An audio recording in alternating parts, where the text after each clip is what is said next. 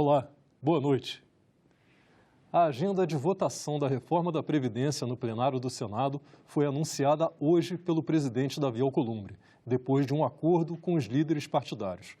A previsão é que a PEC principal e a PEC paralela sejam votadas em primeiro turno na semana que vem, respeitando os prazos constitucionais de 5 sessões de discussão no plenário. E está marcada para amanhã, às 14h, uma sessão de debate sobre o tema, com a participação de economistas, do ex-ministro da Previdência, Ricardo Berzoini, e do atual secretário especial da Previdência, Rogério Marinho.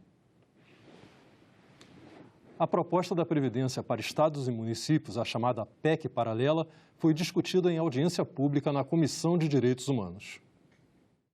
O texto da PEC paralela, que já está em tramitação no Senado, permite que estados e municípios adotem integralmente as mesmas regras do regime próprio de previdência dos servidores da União. De acordo com a proposta, a adesão é facultativa e precisará apenas da aprovação de projeto de lei nos legislativos locais. O texto prevê também que, se um estado decidir adotar integralmente as regras, os municípios que fazem parte desse estado estarão automaticamente incluídos. As cidades que não quiserem essa adesão terão que aprovar uma lei complementar num prazo de 360 dias. Esse advogado alerta que essa medida fere a autonomia dos municípios. Desconsiderou completamente a autonomia municipal, desconsiderou completamente a personalidade jurídica de direito público interno que tem o município e diz que quem manda no município é o Estado. É isso que está dito ali no parágrafo 2º? O presidente da Sociedade Brasileira de Previdência Social também prevê conflitos judiciais com as medidas para incluir estados e municípios. A questão dos municípios e dos estados, ela continuam no limbo dessa reforma previdenciária, porque nem a PEC tratou adequadamente disso e nem a paralela também está tratando de uma forma adequada, de tal sorte que nós teremos aí em relação aos municípios, né, e estados diversos conflitos, né, judiciais que vão impactar também economicamente os estados e municípios. O subsecretário de Regimes Próprios de Previdência do Ministério da Economia diz que a inclusão de estados e municípios é importante para ajudar a resolver o problema do déficit previdenciário. O déficit das capitais em torno de 7 bilhões, já em 2018 esse déficit quase de 11 bilhões, e os municípios que ainda têm mais servidores ativos do que aposentados e pensionistas e que ainda acumulam recursos, mesmo assim o superávit financeiro desses municípios caindo, por exemplo, de 2017, de em torno de 9 bilhões para 2 bilhões e meio em 2018. E a Previdência também está na pauta da Comissão de Assuntos Econômicos, marcada para amanhã, às 10 horas. Um dos projetos na pauta pretende impedir que sonegadores se beneficiem de programas de parcelamento ou perdão de dívidas de impostos ou previdenciárias. O projeto foi elaborado pela CPI, que investigou em 2017 a contabilidade da Previdência. O texto estabelece regras para futuros programas de parcelamentos tributários, os conhecidos refis. O objetivo é evitar que sonegadores e fraudadores tenham benefícios. De acordo com a proposta, não poderão ser incluídos no parcelamento débitos relacionados com fatos cometidos com dolo, fraude, conluio ou tipificados como crime contra o sistema tributário ou de apropriação indébita. Também estão fora os débitos constituídos há menos de 5 anos da edição do parcelamento. Fica proibida a adesão de empresas com faturamento anual superior a 4 milhões de reais e que tenham distribuído lucros aos sócios nos 3 anos anteriores. O parcelamento especial só poderá ser utilizado a cada 5 anos. Todo ano, o camarada vem aqui, negocia a sua dívida, muitas vezes de bilhões, paga 2 meses, depois não paga mais, dali 2 anos renegocia de novo, vira um chamado devedor contumaz, né?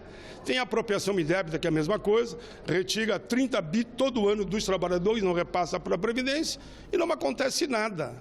tem que ir para cima desse pessoal. Eles têm que pagar.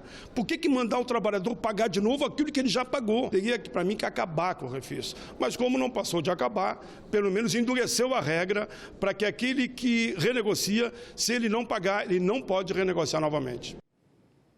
No programa Primeiro Item de hoje da Rádio Senado, o consultor legislativo Pedro Neri falou sobre o cálculo de benefícios da aposentadoria a partir da reforma da Previdência.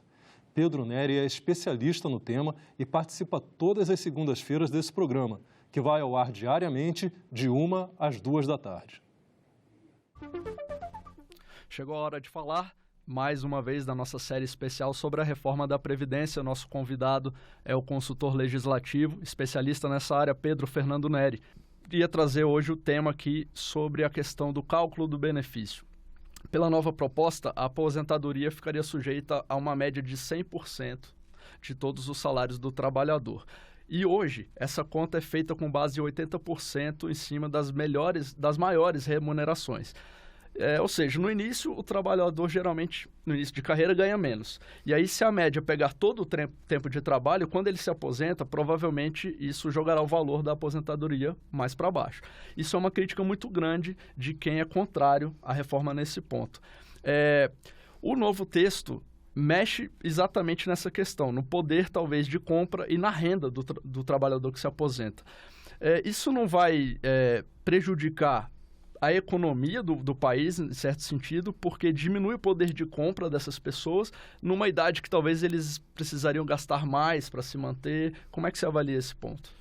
Pois é, Pedro, eu acho que esse se tornou um dos temas mais complexos da proposta, e eu acho que ele é complexo justamente porque a situação atual é complexa.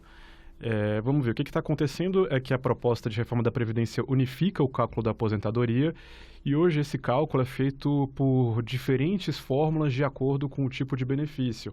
A gente tem, por exemplo, na aposentadoria por tempo de contribuição do INSS, 2 cálculos diferentes. Um é a aplicação do fator previdenciário, que considera o tempo de contribuição, a idade e a expectativa de vida do segurado, sendo que a expectativa de vida muda todo ano. Um outro cálculo é a chamada Fórmula 85-95 progressiva, que é a soma de idade e tempo de contribuição de 85 para mulher e 95 para homem, que isenta esse segurado de aplicação do fator previdenciário, quer dizer, vai para 100%. Aí dentro do INSS ainda vou ter centenas de milhares de pessoas se aposentando na aposentadoria por idade, cujo cálculo é 70% mais 1% por ano adicional de contribuição. A aposentadoria por invalidez é outro cálculo, é 100% mais 25% se a pessoa precisar de cuidador. Servidor público, várias formas diferentes. Se for até 2013 é o maior salário, se foi entre 2003 e 2013 é 100% da média dos 80% maiores salários, sujeito ao teto dos ministros do Supremo Tribunal Federal. Se foi depois de 2013, essa mesma conta sujeito ao teto do INSS. Quer dizer, é uma confusão. E aí a PEC tem algum mérito de falar, olha, vai ser a mesma fórmula para todo mundo, 60% da média mais 2% por ano de contribuição adicional a 20 se homem, a 15 se mulher. Quem que essa fórmula impacta principalmente? Existe aí um receio de que, olha, se é 60% mais 2, você está colocando para o trabalhador mais pobre 40 anos de contribuição para conseguir 100% da aposentadoria, que é quando essa conta ficaria 100%. Isso não é verdade. E não é verdade por quê? A reforma da Previdência está mantendo um mecanismo constitucional que é a vinculação do salário mínimo à Previdência. Quer dizer que nenhum benefício previdenciário pode ser abaixo do salário mínimo, mesmo que a fórmula de cálculo ou que a média salarial desse trabalhador esteja abaixo do salário mínimo. E como a gente passou, desde o Plano Real, por um expressivo processo de valorização do salário mínimo, quer dizer, acima da inflação, que ganhou especialmente força durante os anos dos governos Lula e Dilma, a gente tem um salário mínimo atual muito acima do salário mínimo médio. Ou seja, se a gente pega um trabalhador que ganhou sempre o salário mínimo desde 1995, a média salarial dele vai estar em torno de R$700. Se a gente aplica qualquer forma de cálculo nessa média, vai estar abaixo do salário mínimo atual, que é da ordem de R$1.000. Ou seja, para 2/3 da população que tem média salarial no seu histórico abaixo do salário mínimo, não há mudança alguma. E aí, pedindo já licença por me alongar um pouquinho demais, a gente entra na questão, então, de quem que ela afeta, se ela não afeta o trabalhador mais pobre. Porque o trabalhador mais pobre vai continuar conseguindo 100% ou mais do que 100% com o tempo mínimo de contribuição. Ela afeta principalmente nós, servidores públicos, e um subgrupo de segurados do INSS que se aposenta por idade, não por tempo de contribuição, e que, enfim, contribuiu por relativamente pouco tempo sobre médias um pouquinho maiores. Aí a gente vai achar aqueles cálculos que estão na internet de alguém que ganharia R$ 1.900 antes da reforma e depois 1.200. De fato, situações excepcionais como essa podem acontecer, você tem razão, e não existe transição. Ao contrário do que acontece com as regras de idade e de tempo de contribuição, a regra de cálculo não possui transição. Para o trabalhador da iniciativa privada que já se aposenta pelo fator previdenciário, já é mais ou menos 40 anos para conseguir 100%. Então, não existe nenhuma grande mudança aí. E aí, acho que a pergunta natural é, olha, se não existe tanta mudança, se os mais pobres são preservados e se os demais não estão tendo tanta alteração, por que está sendo feita? E eu acho que está sendo feita principalmente para unificar, tratar todo mundo de maneira relativamente isonômica, aplicando a mesma fórmula de cálculo para todo mundo, que, como a gente viu aqui no início hoje, a fórmula de cálculo é uma grande confusão, né? Agora, Pedro, um dos argumentos também das pessoas que estão contrárias à maioria da reforma é de que alguns benefícios que hoje a regra proporciona para o trabalhador, principalmente o trabalhador que ganha, em média, 2 salários mínimos, é a questão, outra mudança que está em andamento é a questão do PIS/PASEP, que seria, você diminui isso desse ganho, você não tem mais esse abono salarial. É isso que acontece, né, durante a aposentadoria. Isso, pelos cálculos de quem está estudando isso, impactaria cerca de 3 milhões de pessoas diretamente já com a mudança na reforma. Isso é um fator também que prejudica bastante a renda, principalmente a renda de quem só tem gasta quase tudo que ganha para se manter, porque assim, as pessoas que ganham menos, geralmente, tudo que elas ganham, elas gastam. No Brasil hoje é muito difícil você poupar, quem ganha muito pouco conseguir poupar dinheiro e tal. Isso também não é um argumento forte, e essas pessoas também não seriam muito prejudicadas, sendo que um dos argumentos é que os grandes setores da sociedade não estão tendo o impacto proporcional que essas pessoas teriam, como outros setores, grandes empresas, bancos, enfim. Sem dúvida, Pedro. Esse é um tema muito interessante porque o abono salarial ele é um benefício trabalhista custeado pelo Fundo de Amparo ao Trabalhador, o FAT, e não tem nada a ver com previdência. Ele sequer é pago a aposentados. Ele é pago, na verdade, para trabalhadores em atividade, com carteira assinada, quer dizer, com emprego formal, que tem média salarial entre 1 e 2 salários mínimos e aí direito a receber uma espécie de 14º salário cerca de um salário mínimo. Esse gasto também não está crescendo, ele está relativamente estável desde uma reforma feita no governo da presidente Dilma, quando ela apresentou a medida provisória 665 de 2014, que foi aprovada aqui no Congresso em 2015. Então, de fato, existe aí uma motivação fiscal, já se discute há algum tempo a reforma do abono salarial, mas ela foi colocada na reforma da Previdência sem nenhuma mudança, concedendo algum benefício em troca. Por que eu digo isso? Porque existe já há algum tempo a proposta de reformar o abono salarial. Justamente porque ele é um benefício destinado a quem ganha quem ganha salário com carteira assinada, independentemente do nível salarial da família, ele é considerado um benefício que não chega mais aos mais pobres dos pobres. Então, ele é um benefício pouco pago, por exemplo, no Norte e no Nordeste. É um benefício concentrado em São Paulo, na região sul do Brasil, por exemplo. E por isso se discutia, por exemplo, o Banco Mundial tem uma proposta de reformar o abono salarial e usar os recursos para pagar, por exemplo, o subsídio ao emprego daqueles que estão excluídos do mercado de trabalho há muito tempo, ou dos jovens, ou seja, ele sofria alguma reflexão no sentido de, olha, é uma política que gasta dezenas de bilhões de reais para quem já tem emprego num país que tem muita gente desempregada. Dito isso, a proposta de reforma da Previdência não toca em nada nesse sentido, ela simplesmente corta e não entrega nada no lugar. Esse é um tema que ainda está sensível aqui na casa, foi o tema que teve um destaque ali na CCJ, que foi a votação e que resultou em empate, sendo desempatado pela presidência da comissão. Então, acho que ele ainda vai ser discutido bastante nas próximas semanas e tem um impacto fiscal relevante da ordem de 90 bilhões de reais em 10 anos.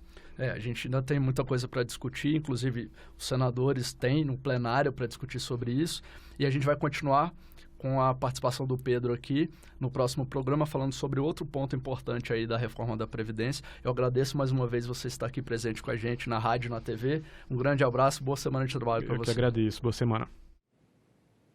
O presidente Jair Bolsonaro assinou na sexta-feira a medida provisória que cria a Carteira de Identificação Estudantil em formato digital.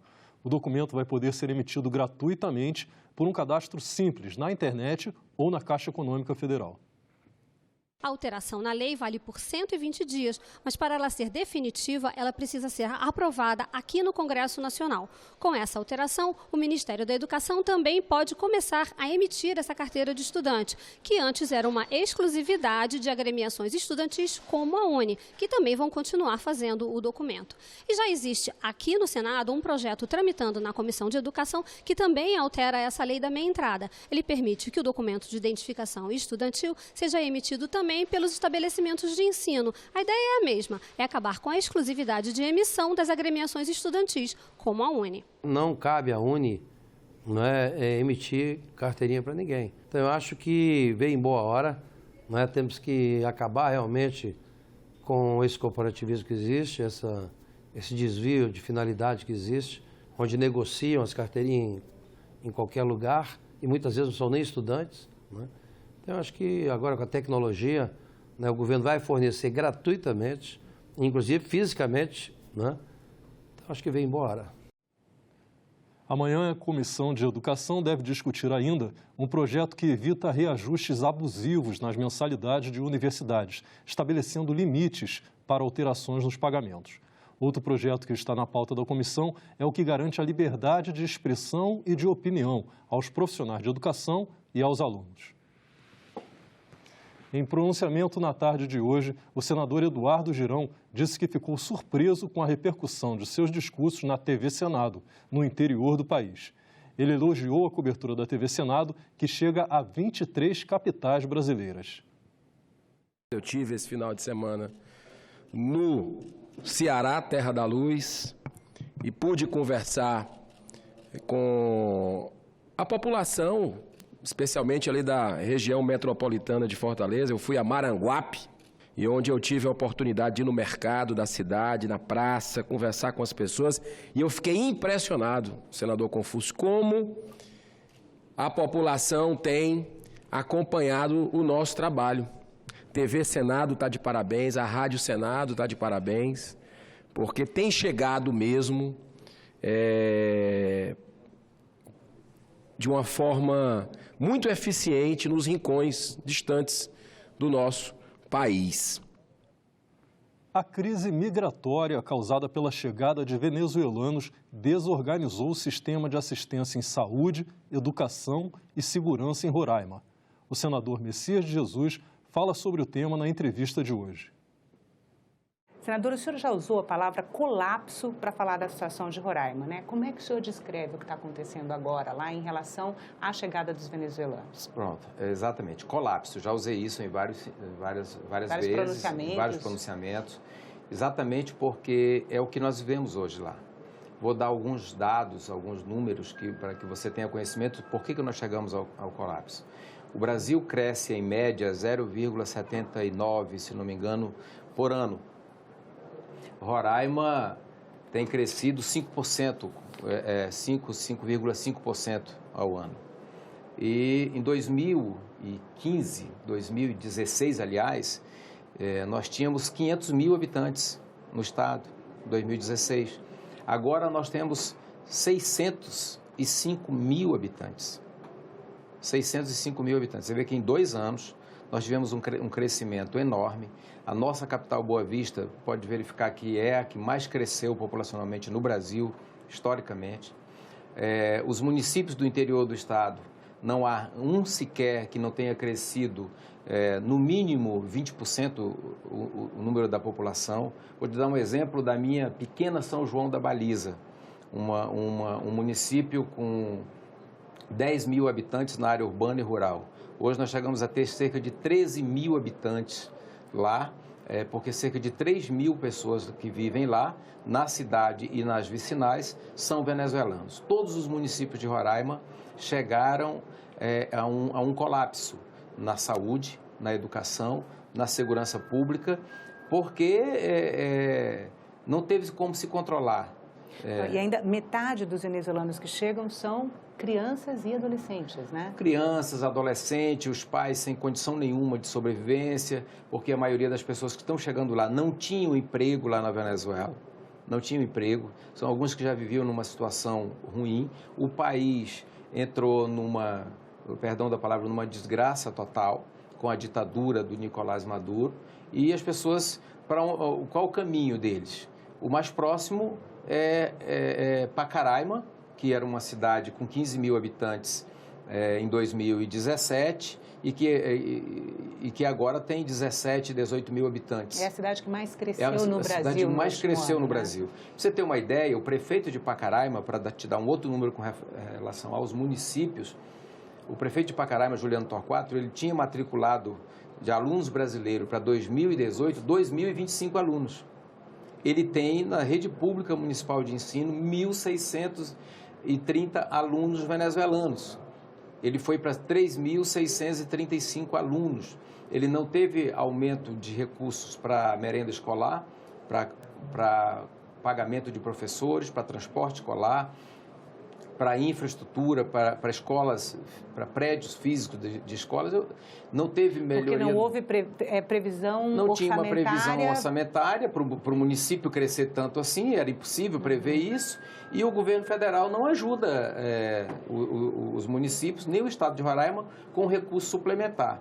A lei de imigração é generosa demais, porque eu creio que na época da aprovação da lei de imigração ela não foi prevista de que teria essa migração exagerada vindo da Venezuela, principalmente, porque nós fazemos fronteira com a Venezuela e com a Guiana, né? Então, é natural que Santa Helena é uma cidade próxima. Isso Roraima, né? O Brasil tem várias outras fronteiras. Sim, Roraima, claro. Roraima, estou falando especificamente de Roraima. Roraima tem fronteira com a Venezuela e com a Guiana. A cidade mais próxima nossa de Pacaraima é Santa Helena. Santa Helena tem cerca de 30 mil habitantes. Isso inverteu. O povo de Santa Helena foi embora para Pacaraima. Pacaraima, hoje, é uma das cidades brasileiras mais difícil de se viver. Hoje é Pacaraima. Então, Roraima cresceu. Segundo a Polícia Federal, números da Polícia Federal, entraram 260 mil venezuelanos em Roraima. Mas foram interiorizados, né, senador? Não ficaram em Roraima. 15 mil foram interiorizados. Segundo os dados da Operação Acolhida do Ministério da Defesa, 15 mil foram interiorizados. O restante, cerca de voltaram para o seu país e os outros estão espalhados aí, cento e poucos mil venezuelanos estão espalhados em Boa Vista e nos municípios do interior. E só um outro dado também é que a Organização das Nações Unidas diz que a estimativa de venezuelanos fora do país nessa crise migratória é de cerca de 4 milhões de pessoas, né? É o segundo maior grupo de deslocados no mundo. Só perde para os refugiados da guerra na Síria, desses 4 milhões eu não tenho dúvida que 150 mil estão no estado de Roraima, nas ruas de Boa Vista, nas ruas dos municípios do interior, nas vilas, nas vicinais. Hoje você chega, é normal, extremamente normal, natural você chegar no restaurante, no bar, em qualquer lugar e encontrar o garçom venezuelano, a atendente venezuelana, a moça da limpeza venezuelana, todo mundo venezuelano. O pior disso tudo é que se você for de fato para as filas dos postos de saúde do município de Boa Vista, ou dos municípios do interior, ou para o Hospital Geral de Roraima, você vai encontrar 50% das pessoas que estão nas filas lá ou internados são venezuelanos, com doenças que eles estão trazendo de todas as naturezas, que está impactando o Brasil inteiro. Se você for na maternidade de Boa Vista, 50% dos meninos que nascem lá hoje são venezuelanos. Se qualquer outro número que diga o contrário, não é verdadeiro.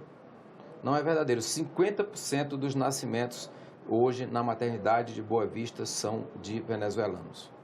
São de venezuelanos. Portanto, Boa Vista não tem outra palavra para se usar para o estado de Roraima, não ser colapso. E é exatamente por isso que nós temos pedido ao governo federal, feito constantes apelos ao governo federal. O senhor esteve recentemente em reunião com ministros? Já tive com o ministro do Exército, tivemos com o ministro da Defesa, tivemos com o ministro Sérgio Moro, tivemos com o ministro Onix, tivemos com o ministro das Relações, chefe da Secretaria-Geral de Governo, o ministro General Ramos, tivemos antes com o ministro Santos Cruz, já falamos sobre isso, toda a bancada parlamentar com o presidente Jair Bolsonaro, enfim, todos os apelos nós já fizemos, no sentido de que Roraima venha sair dessa crise.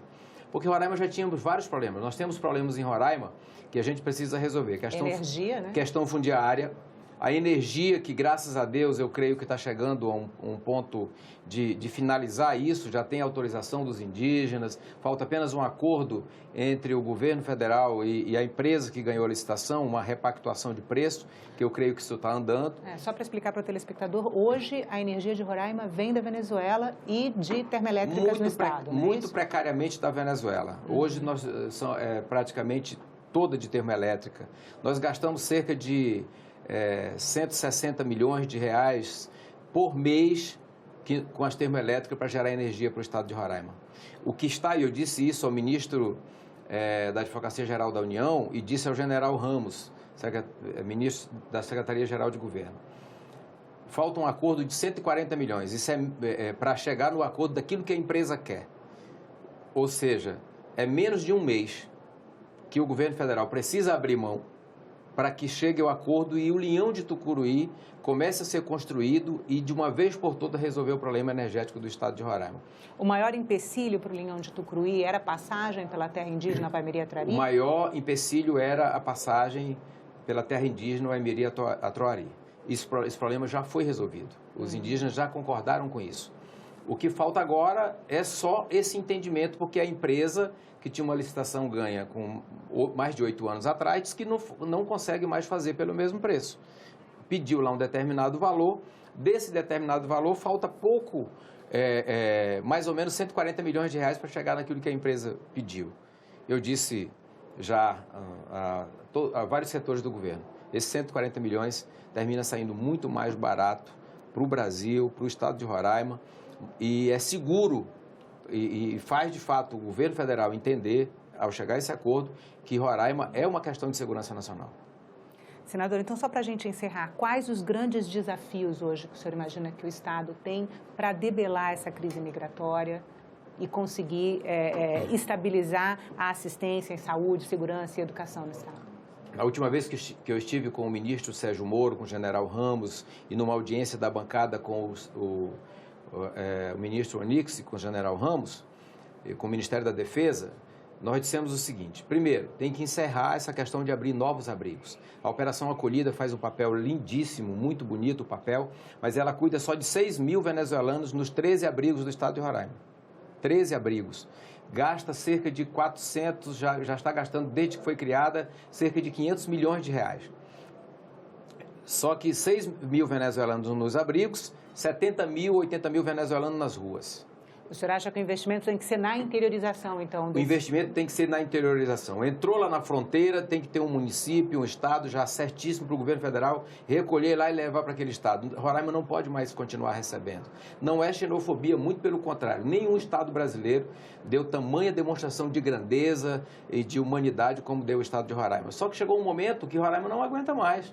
Roraima é um estado pequeno, é um país dentro de um estado e um estado pobre, sem energia, sem terra, sem estrutura, sem condição de saúde. A gente só pode fazer o quê? Pedir socorro constantemente ao governo federal, a todas as autoridades. Inclusive, eu disse isso ao pessoal da Acnu, não adianta mais levar ninguém para tirar foto lá em Roraima. Que é a Agência das Nações Unidas para Refugiados, que estão lá dentro. É muito bonito fazer foto lá com os venezuelanos que estão dentro dos abrigos. Eu quero poder ir para a rua, morar nas ruas de Boa Vista, nos bairros de Boa Vista, nas ruas dos municípios de Roraima e suportar todo aquele dia lá, você ter que conviver com aquele tipo de situação onde não tem emprego nem para os brasileiros, estão dividindo um mercado que já era ruim, com mais de 100 mil venezuelanos. Mais de 20% da população do estado de Roraima cresceu nos últimos 2 anos. Senador, muito obrigada pela entrevista. Ficamos por aqui. Você pode rever as reportagens desta edição na nossa página na internet, senado.leg.br/tv. Muito obrigado pela sua companhia e continue sintonizado aqui na TV Senado.